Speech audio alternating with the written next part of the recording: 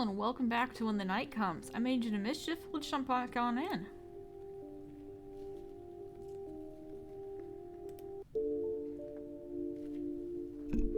Last night felt almost like a dream. Maybe still does, a little.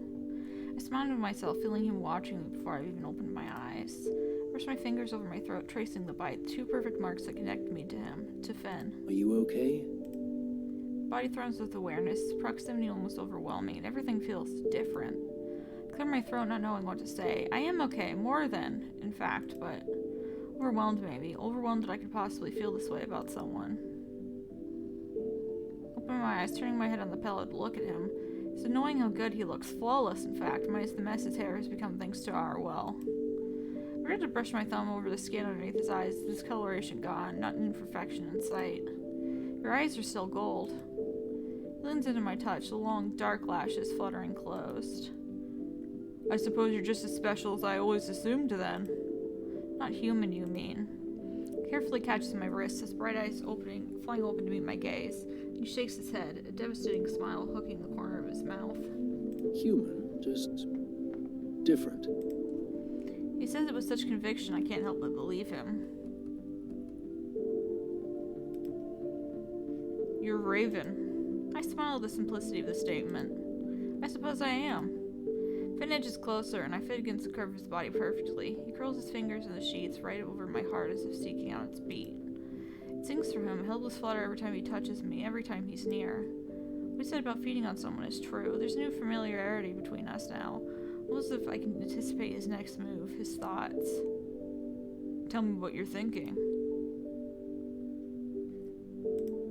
I offer him a playful smile. What else could I possibly be thinking about other than you? He purses his lips, his eyes narrowed and dark. He releases his hold upon the sheet, striking his hand over the curve of my waist, my hips. A low growl, a purr rumbles in his throat, and I wonder if he's even aware that he's making such a noise. Well, I'll certainly be thinking about last night for centuries to come. I laugh, and his eyes darken as he edges closer. I wish you didn't have to leave. I could think of so many things to keep you occupied.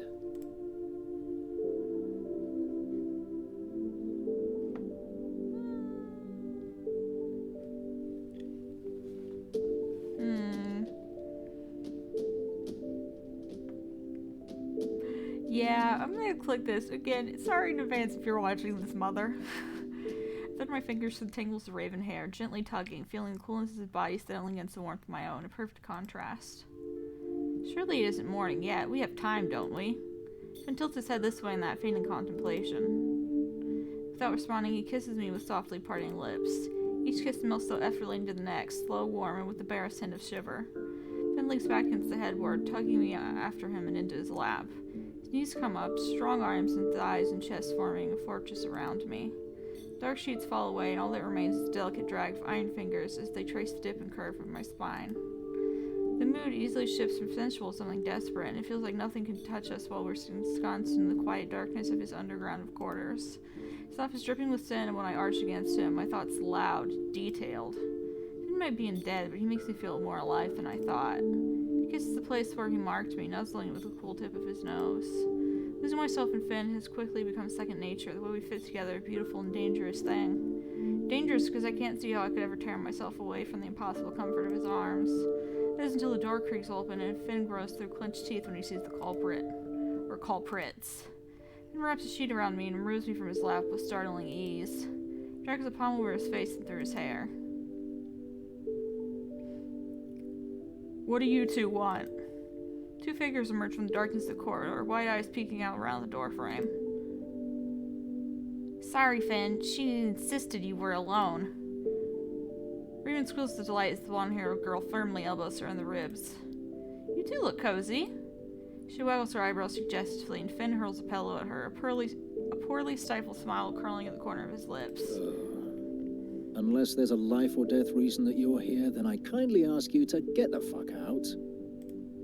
Raven pouts, stepping closer and dragging the other girl by the arm. Don't be rude, Finnegan. I wanted to introduce Raven to Lux. Finn rolls his eyes hard and turns to look at me. I shrug because, well, it's not like this could get any more awkward, is it? It's nice to meet you, Lux. She smiles at me empathetically, clearly used to these two strange creatures. It's lovely to meet you, too. I've heard a lot about you from both Finn and Raven. I apologize for this. Raven snorts, playfully nipping at Lux's earlobe. Lux swats her away with an exasperated grumble, her freckled cheeks painted pink. Anyway, we're going to bed. Lux lives that graveyard shift life and she needs sleep. You kids have fun, won't you? Toodles.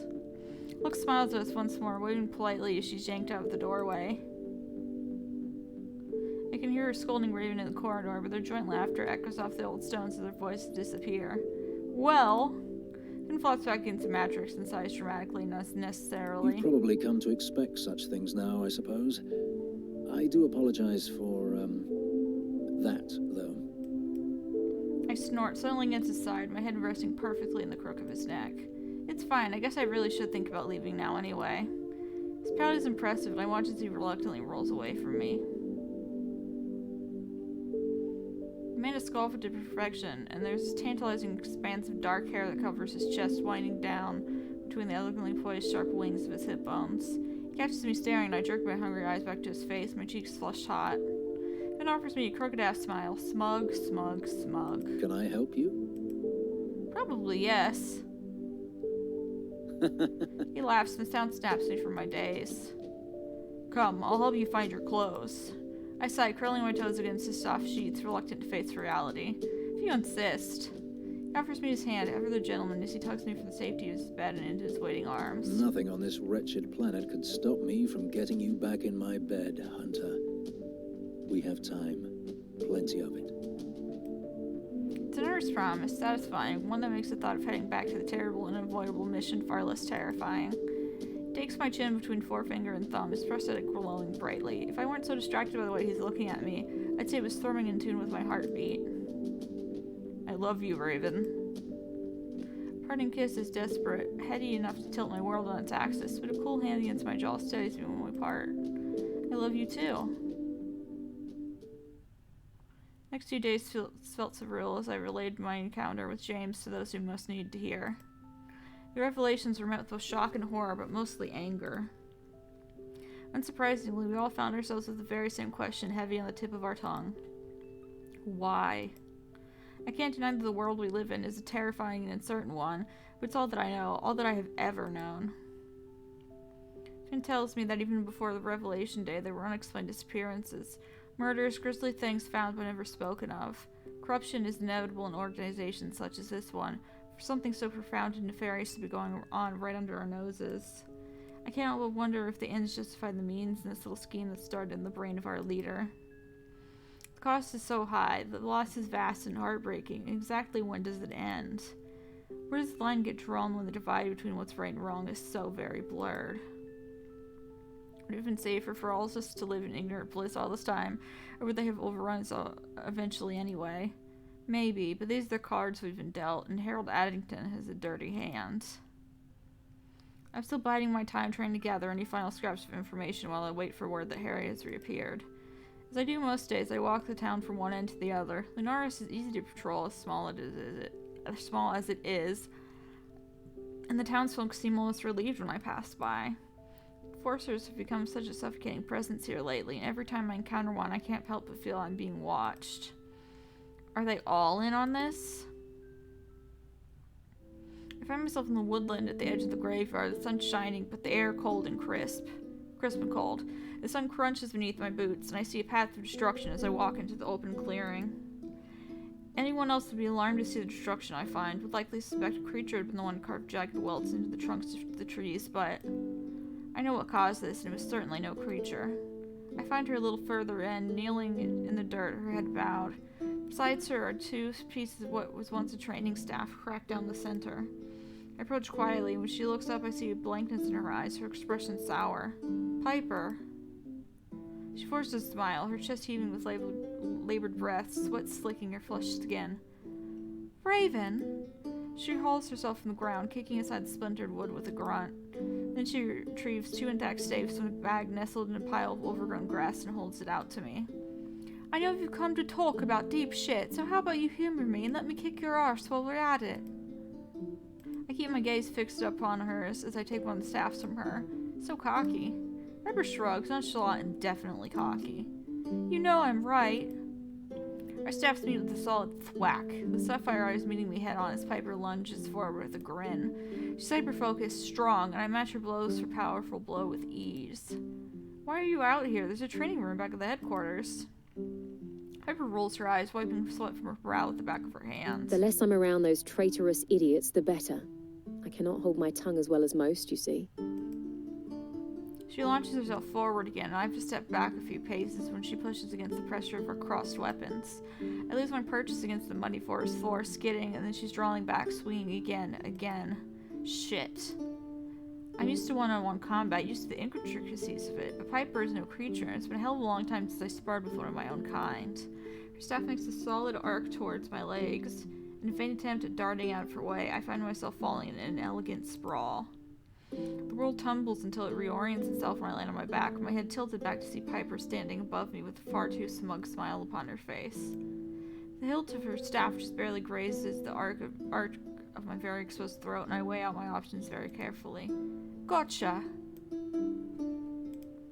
I seize the moment, taking advantage for smug satisfaction. I swing upward with my staff, the angle terrible, but not entirely useless, as it serves its purpose, hitting hers out of her hands. I jump up, brushing dirt and leaves and whatever crap lives in the Lunarian forest through my trousers, watching as Piper holds her hands up in defeat, her chest heaving. She eyes her staff, but it's too far away for her to reach. Do you yield? Piper steps closer, taking my weapon in her hands and shoving. She scoffs, but her tone is playful when she responds. You got lucky. Don't set your vampire on me now, will you? I laugh at her, and she drops her hands, playtime over. She pauses, eyeing me warily. So what did you actually come here for, then? You've been avoiding me. Piper purses her lips, averting her gaze. She has been actively staying clear of me since the day after I woke up, but I'd given her space and respected that the things I divulged would be difficult for her to swallow. But as time drags on, we draw closer to a point where we'll have to face all of this corruption. And, well, I need Piper, the only other hunter I can truly bring myself to trust, but most importantly, my friend. It's almost time, you know. At least I hope. She pokes at the dirt with the toe of her boot, as wonderfully defiant as she always is. I know. Want to get it over with, right? He'll crawl out of whatever hole he's scurried into, and everything will burn. Her eyes are fierce and bright when she finally dares to meet my gaze. Not everything. What he's done. She scoffs again, anger rolling off her in messy waves that break over me, almost leaving me breathless. If I have to kill her, if she became what Azazel did... I will tear the enforcers to the ground to avenge her if I have to. He better have a really good fucking explanation for all of this, you know. How could he? He's killed people, his own people. His husband, indirectly, but still. Imagine that. I can't imagine it. I think about Finn knowing with everything I have that I could never hurt him. I love him too much. It's unfathomable, and he'll pay for it. Fucking right, he will. Then her shoulders slump, and she looks slowly around at the mess she's made of the clearing. I should go. I need to clear my head in a way that doesn't involve beating the shit out of trees. Or me. Or you. I'll see you around, yeah? Without so much as a second glance, Piper turns and disappears into the forest. I understand why she's hurting so much, and I just wish I could help. And speaking to Harry, maybe I can. I approach the Ibex with the same level of caution and awareness I always do, even though I'm now quite well acquainted with its inhabitants. Much to my surprise, I spot a familiar face, Lux. This is the first time I've seen her here, and she smiles from ear to ear when she spots me, showing the same enthusiasm for someone she's met once as you would for someone you've known a lifetime. Raven! Hey Lux, is it rare for you to be out here in the daytime? She shrugs, rocking back and forth on her heels. Kinda. Aurora feels a little paranoid as of late. I do my best to be here as often as I can to put them both at ease. She pats the two pistols that sit in the holster at her back with a smile. Anyway, what brings you here on this fine day? Oh, just the usual, trying to search for scraps, maybe find an oddly polite demon or two. Lux snorts, her nose crinkling a way that fondly reminds me of Raven and Finn. Oh yeah, they've been here a lot lately. It's nice to see Army so happy. Army? She shrugs as if of course she would call that frighteningly stoic man something so soft. He's a sweetheart, one of the nicest guys I know. I'm aware he doesn't leave an excellent impression, but it's just how he is. How they are. I offer a contemplative hum in response, and she just simply laughs, swatting my arm. Go on, I can't stay and chat to you all day as much as I'd love to. Into the abyss you go. With an overly dramatic flourish, Lux ushers me onwards, pushing open the big doors with a shove. It's cold inside, even though it's daytime. The place is just as dilapidated as it was when I first visited, but towards the altar at the end, it seems like someone has been cleaning up. The floor is swept, a crimson cloth covers the altar, and seated upon it with her booted legs swinging, attention fairly fixed upon what looks like an embroidery hoop, is Elaine. I wait a moment before approaching to give her some time to notice me, but her eyes and hands remain focused on her task. Eventually, I give up and just go up to her. She likely knows I was coming from down the street anyhow, if she's anything like most demons I've encountered. Sure enough, there's no surprise in Elaine's brown eyes when she looks up at me, smiling warmly and setting her project aside. Hello, Hunter Adams. I stop and blink, and Elaine frowns immediately, pressing a finger to her lips. There's a mellowness to her aura that doesn't put me as ease as he does, and as Elaine peers at me with open amusement and interest, I can't put it into words, but somehow I think I know why. I heard you encountered the creature. Yes, I did. Did Omen tell you? Elaine shakes her head, then shrugs. I'm sorry, though, Raven. I take it you saw your kin in that chimera. This time it's definitely a chill that runs down my spine. How did you...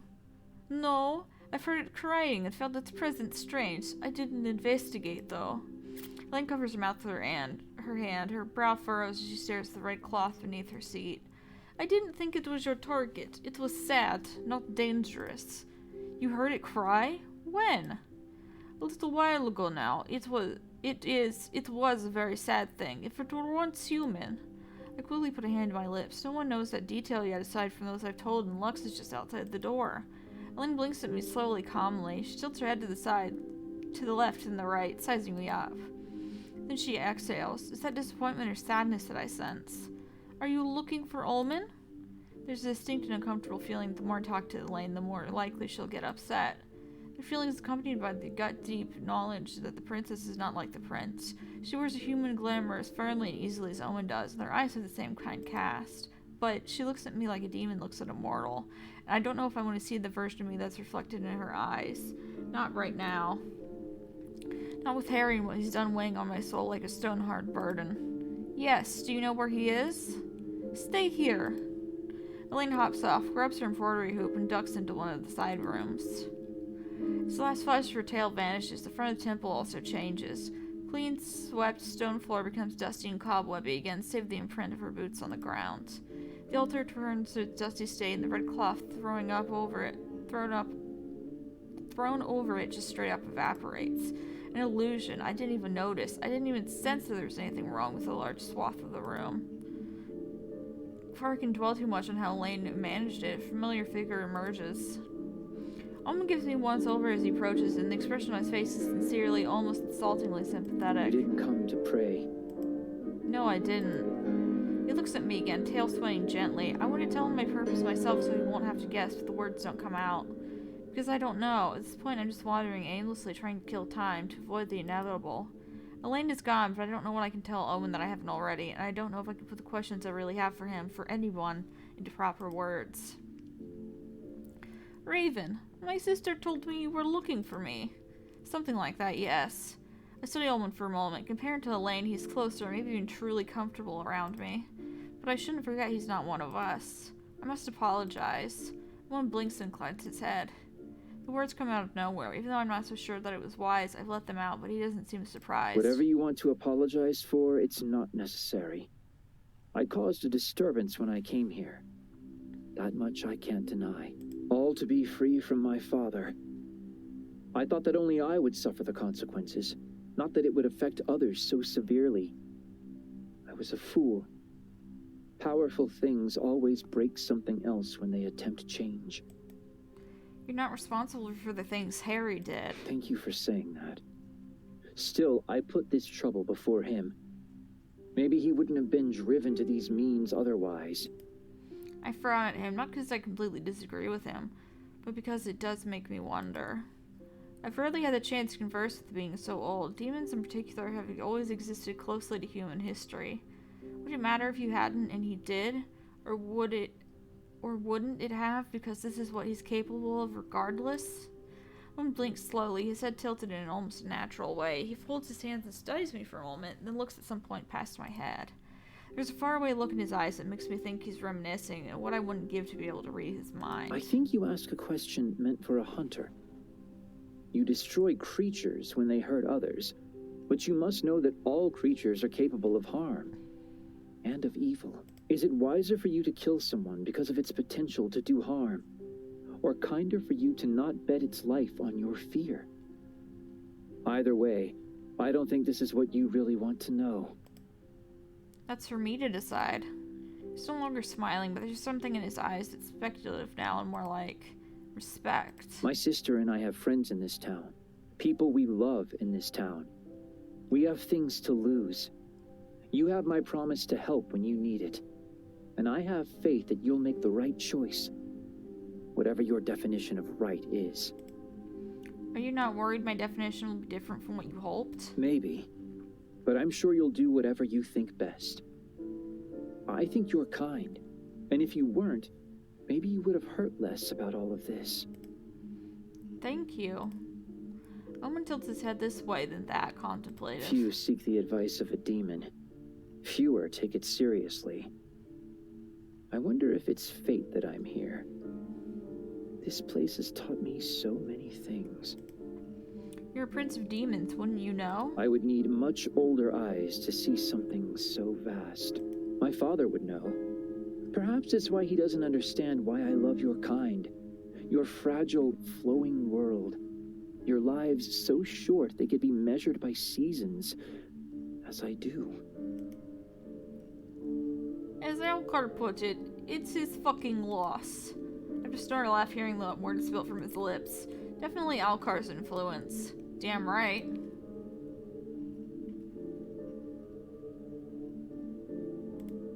I have to confront him soon as he shows his face. We can't allow this to continue. No, it can't. It won't be easy.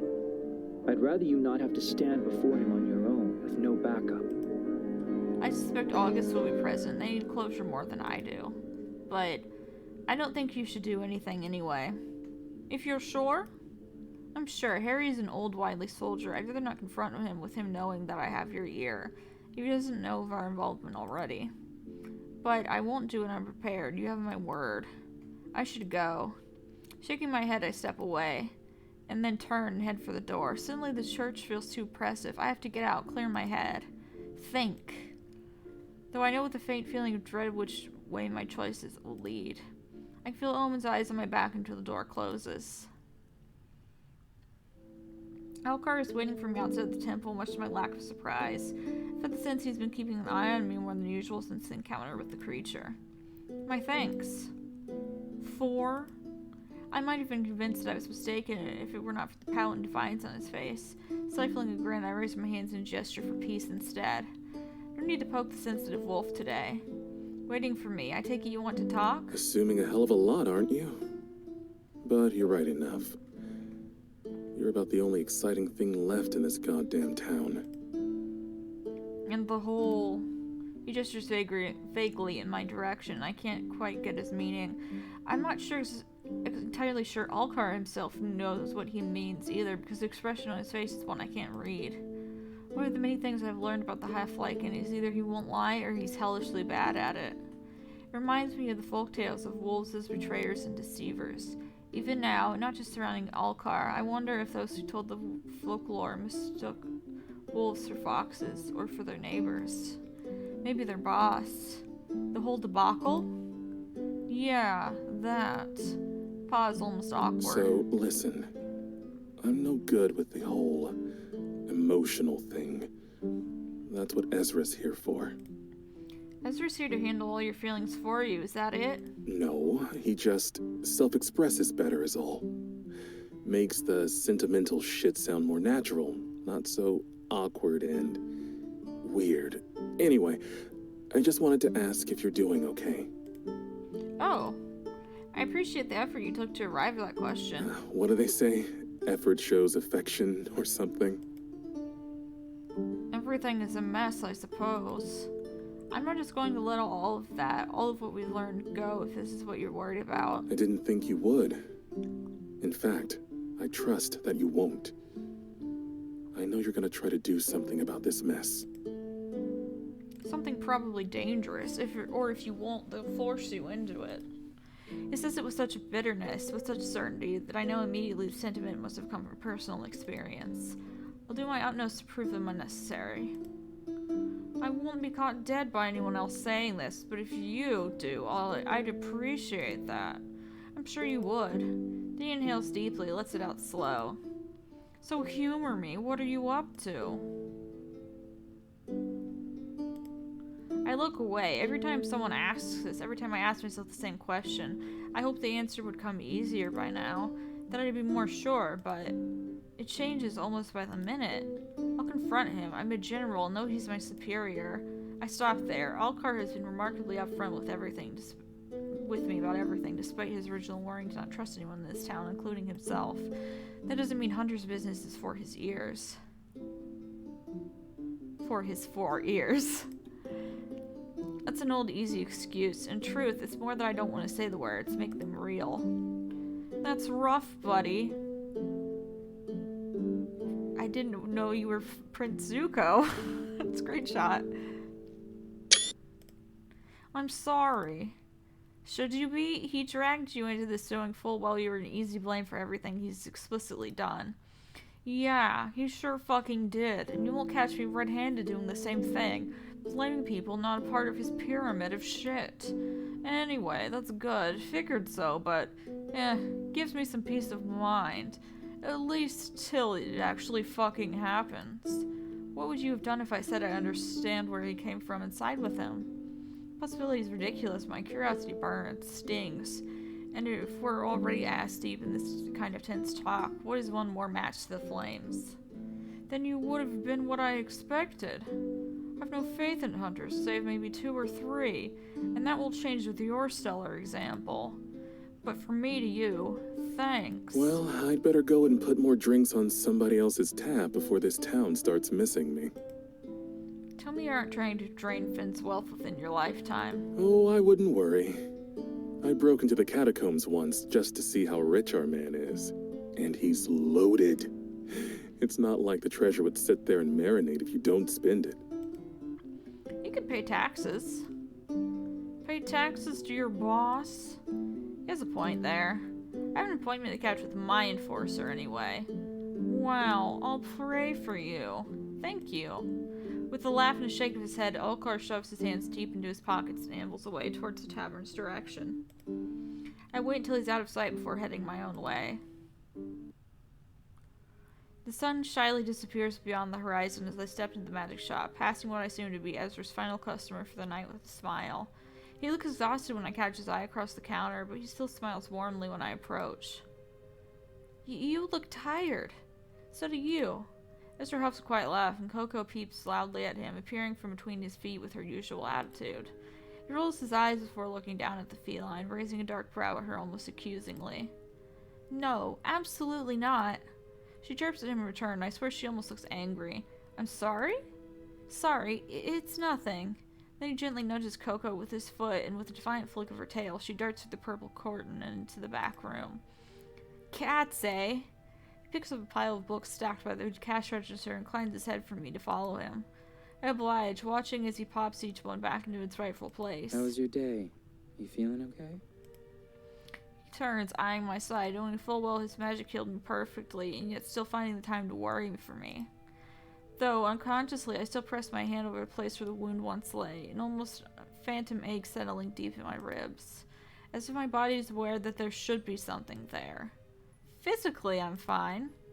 Last book gets pushed between its shelf mates, and Ezra turns to face me fully, concern etched upon his face. Just physically? You need to figure this out before everyone gets hurt. I clear my throat, offering him a clipped smile. I just feel like I'm in limbo with the whole Harry situation. I'm supposed to be on my way to see August right now, and yet...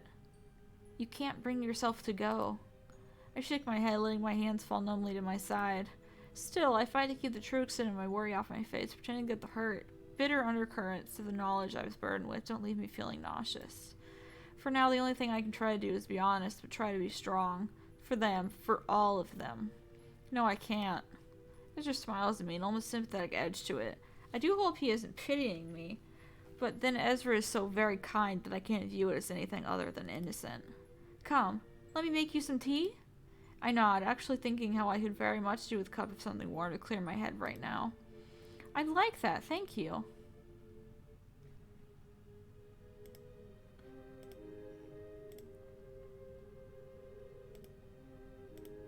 Alright, I think we're gonna leave things here for now.